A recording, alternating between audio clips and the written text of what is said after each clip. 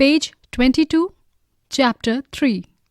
Discovering Tut, The Saga Continues.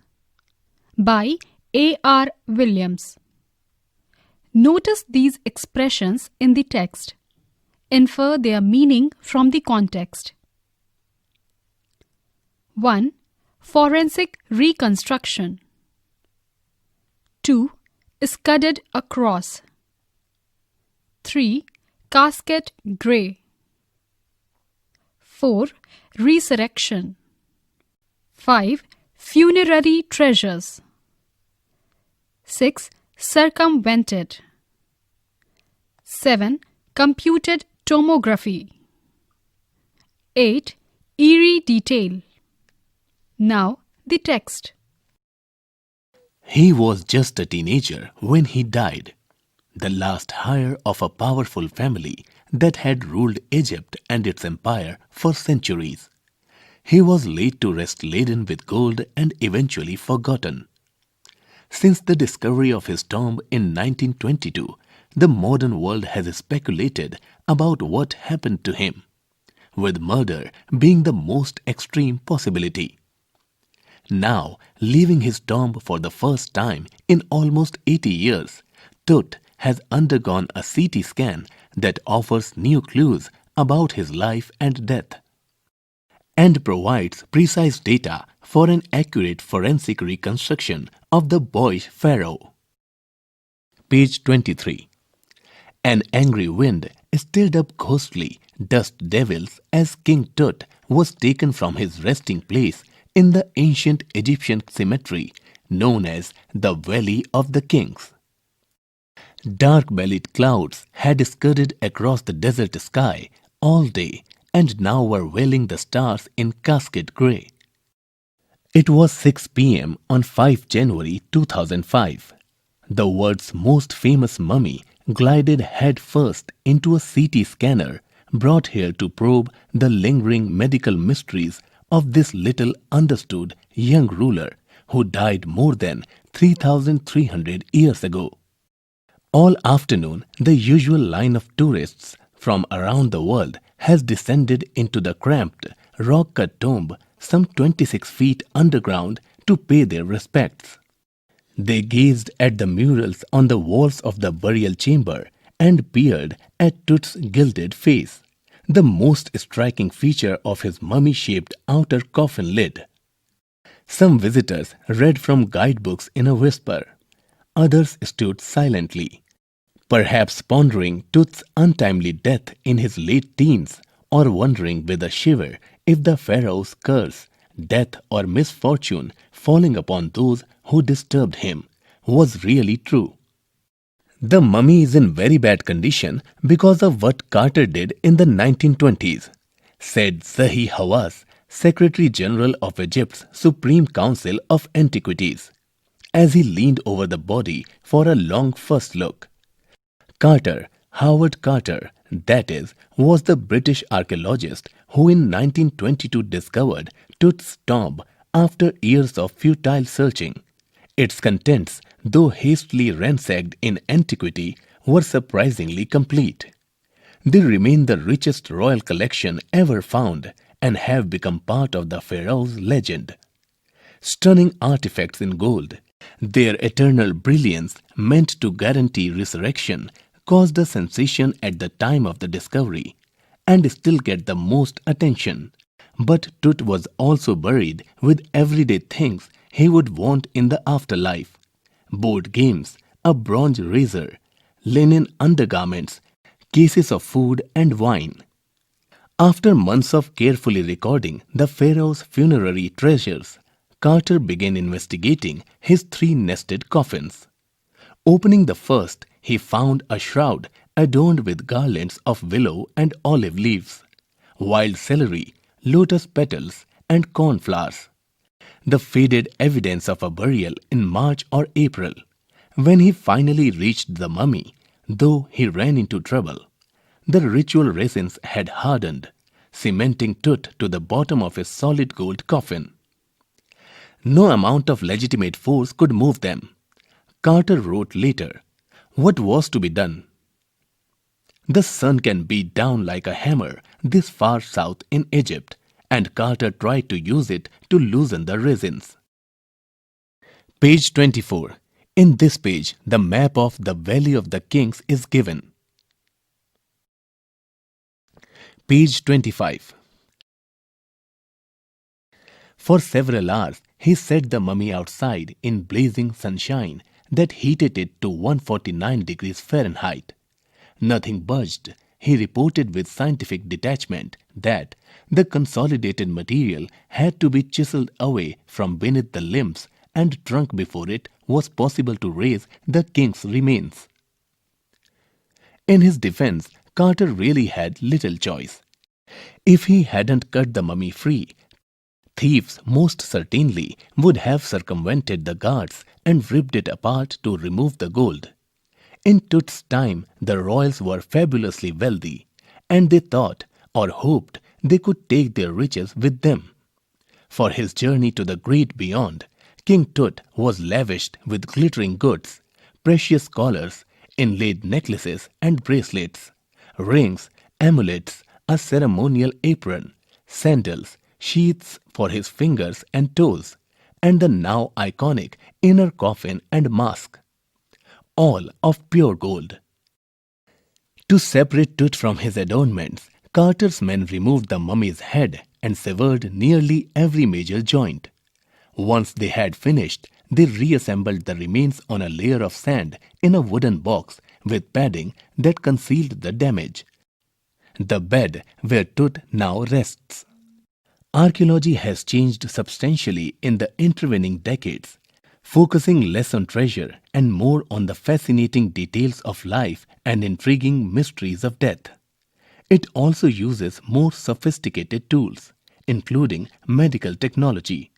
In 1968, more than 40 years after Carter's discovery, an anatomy professor X-rayed the mummy and revealed a startling fact.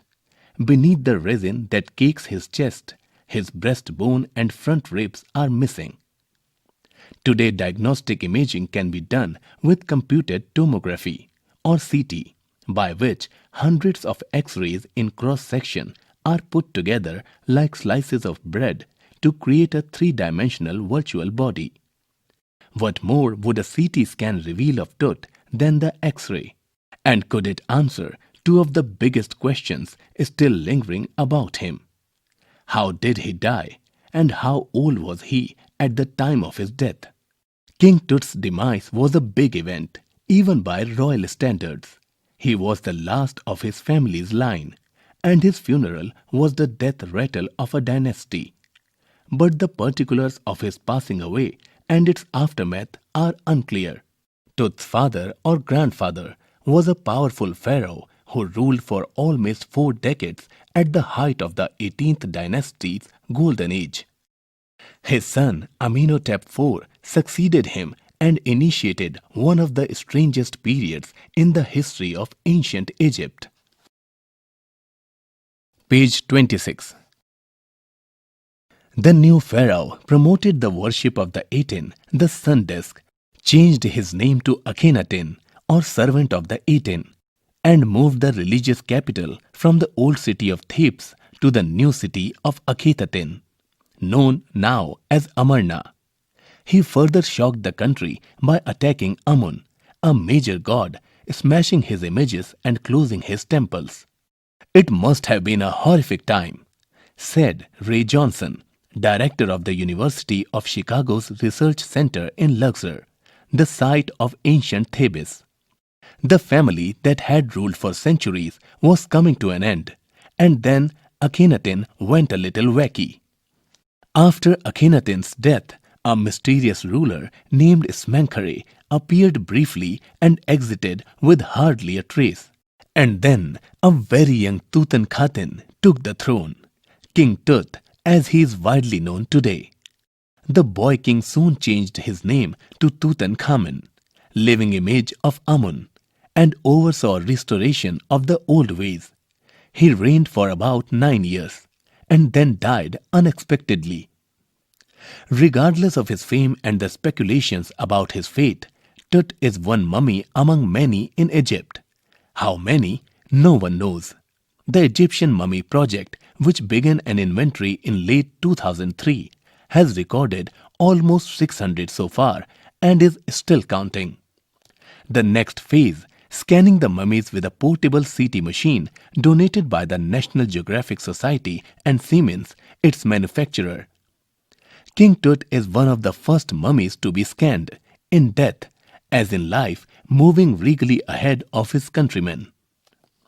A CT machine scanned the mummy head to toe, creating 1,700 digital X-ray images in cross-section.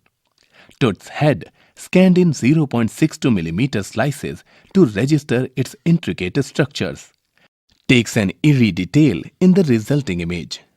With Tut's entire body similarly recorded, a team of specialists in radiology, forensics, and anatomy begin to probe the secrets that the winged goddesses of a gilded burial shrine protected for so long. The night of the scan, workmen carried Tut from the tomb in his box. Like pallbearers, they climbed a ramp and a flight of stairs into the swirling sand outside, then rose on a hydraulic lift into the trailer that held the scanner. 20 minutes later, two men emerged, sprinted for an office nearby, and returned with a pair of white plastic fans. The $1 million scanner had quit because of sand in a cooler fan. Curse of the Pharaoh, joked a guard nervously. Page 27. Eventually, the substitute fans worked well enough to finish the procedure. After checking that no data had been lost, the technicians turned Tut over to the workmen, who carried him back to his tomb. Less than 3 hours after he was removed from his coffin, the pharaoh again rested in peace where the funerary priests had laid him so long ago. Back in the trailer, a technician pulled up astonishing images of Tut on a computer screen. A grey head took shape from a scattering of pixels, and the technician spun and tilted it in every direction. Neck vertebrae appeared as clearly as in an anatomy class. Other images revealed a hand, several views of the ribcage, and a transection of the skull. But for now, the pressure was off. Sitting back in his chair, Zahi Hawass smiled, visibly relieved that nothing had gone seriously wrong. "I didn't sleep last night, not for a second," he said. "I was so worried, but now I think I will go and sleep." In this page, the image is showing mural in King Tut's tomb, showing King Tut with Osiris, the god of the afterlife. Page 28. By the time we left the trailer, descending metal stairs to the sandy ground, the wind had stopped. The winter air lay cold and still, like death itself, in this valley of the departed. Just above the entrance to Tut's tomb stood Orion, the constellation that the ancient Egyptian knew as the soul of Osiris, the god of the afterlife, watching over the boy king. Source: National Geographic, Volume 207, Number 6. Understanding the text. 1.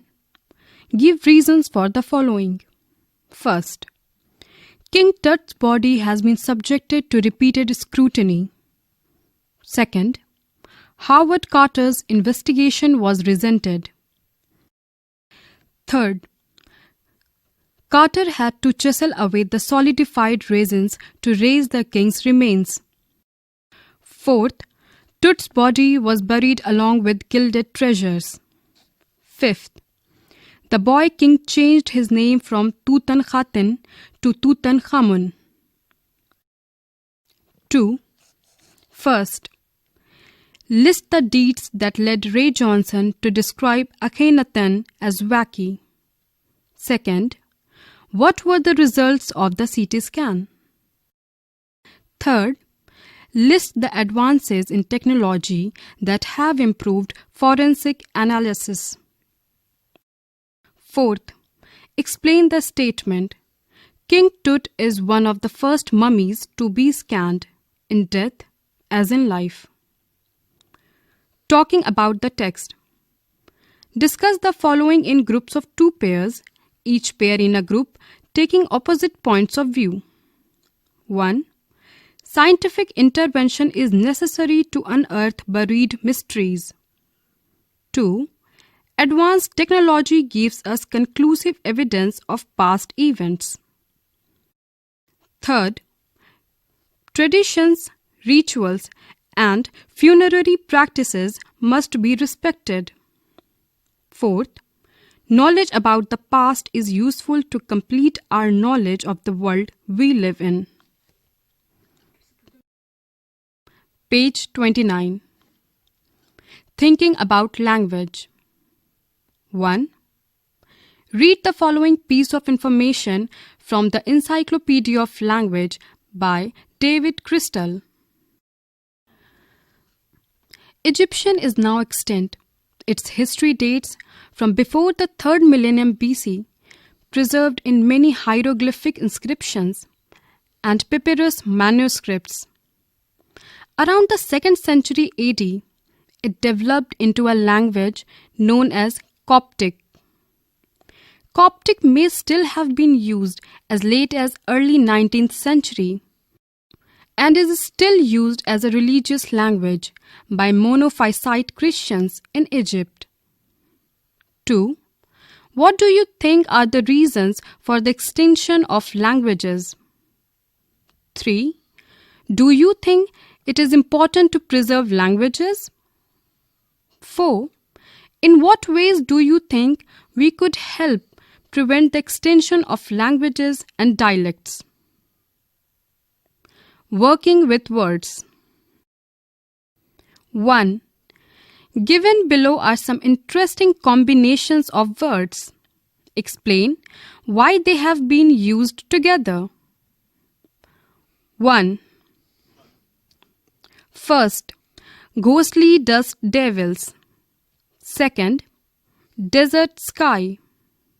Third, stunning artifacts. 4. Funerary treasures.